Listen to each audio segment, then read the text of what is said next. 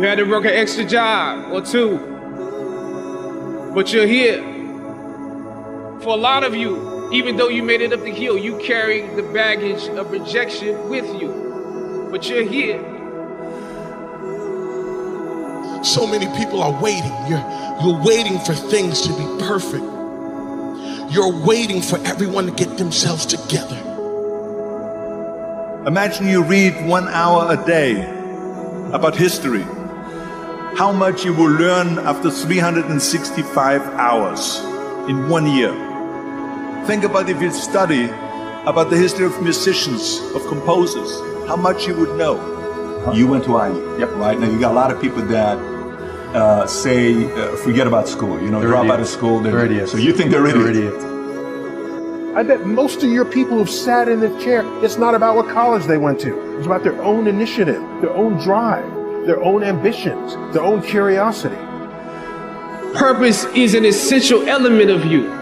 It is the reason you are on the planet at this particular time in history. You're waiting for someone to give you the opportunity. You're waiting for everything to line up.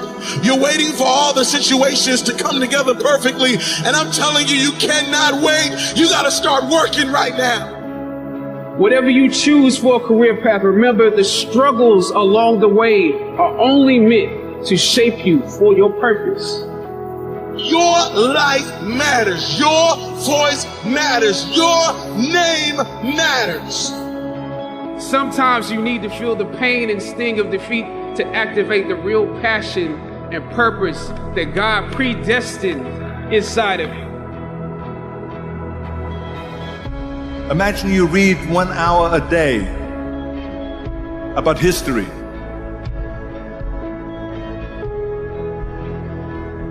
How much you will learn after 365 hours in 1 year.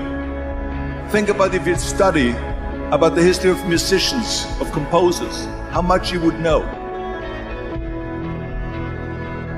Imagine if you would work on a business, on some business that you want to develop every day for an hour. Imagine how further along you will go and get.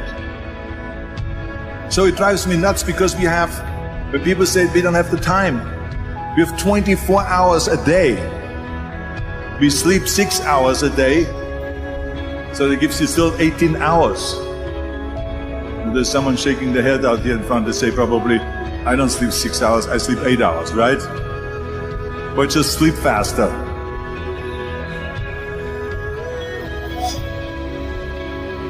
So we have 18 hours a day. The average person works around 8 to 10 hours. So let's assume it's 10 hours, so we have 8 hours left. Then you travel around an hour a day, maybe 2 hours a day. So now you have still 6 hours left. So what do you do with these 6 hours? What do you do with these 6 hours? Then we eat a little bit, then we schmooze a little bit, talk a little bit to people and all that stuff. But you can see how much time there is available if you organize your day. So you got to work hard.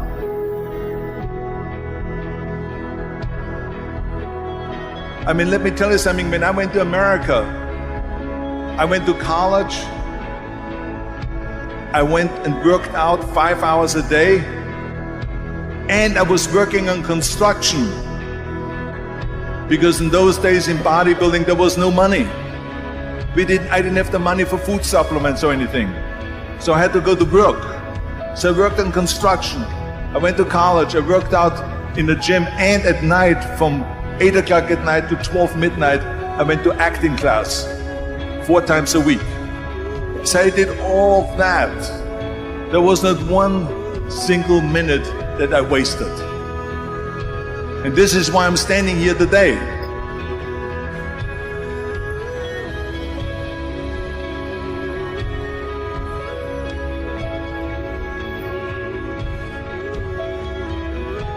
Now is the time to start building your marriage.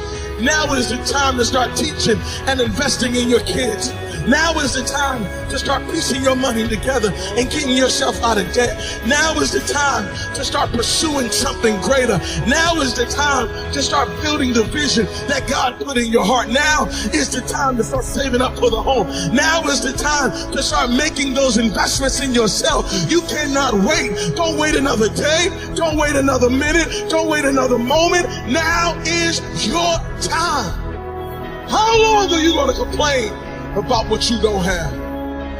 How long are you going to complain about who didn't do it and who didn't take care of you and who didn't call you and who don't like you and what they said and what they think? Who cares what they think?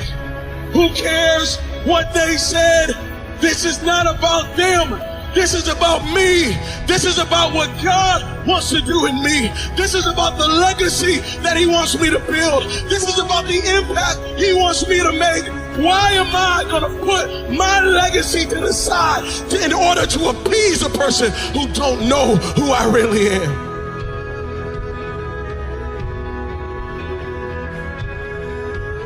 You got to get to a place where you recognize that I'm not just here passing time. I'm not just here just having fun, but I'm here to build legacy. I'm here to make things happen. I'm here to change the world. Now is your time.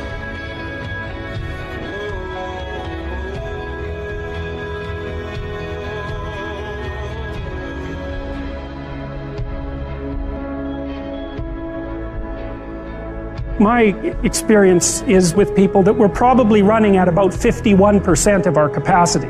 Something, I mean, you can think about this yourselves. I often ask undergraduates how many hours a day you waste or how many hours a week you waste. And the classic answer is something like 4 to 6 hours a day.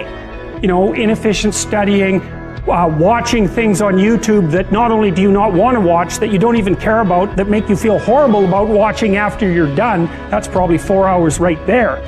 You know, you think, well, that's 25 hours a week. It's 100 hours a month. That's 2.5 full work weeks. It's half a year of work weeks per year.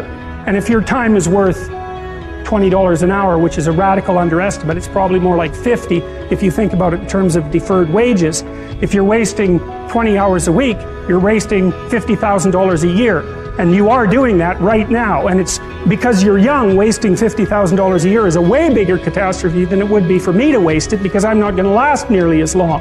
And so if your life isn't everything it could be, you could ask yourself, well, what would happen if you just stopped wasting the opportunities that are in front of you? You'd be, who knows how much more efficient? 10 times more efficient, 20 times more efficient. That's the Pareto distribution. You have no idea how efficient people get. It's off the charts.